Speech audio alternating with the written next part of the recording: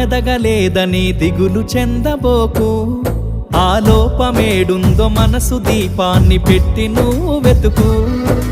అతుకులమయమని ఎక్కిరించకు బతుకు పుస్తకాన్ని, అది చితిలో కూడా బోధించునురా ఏదో అర్థాన్ని. రాదురా ఏ విజయం నీ కోసం నా కోసం, ఎటుపోదురా నువ్వు చేసిన కష్టం ఎప్పటికైనా సొంతం.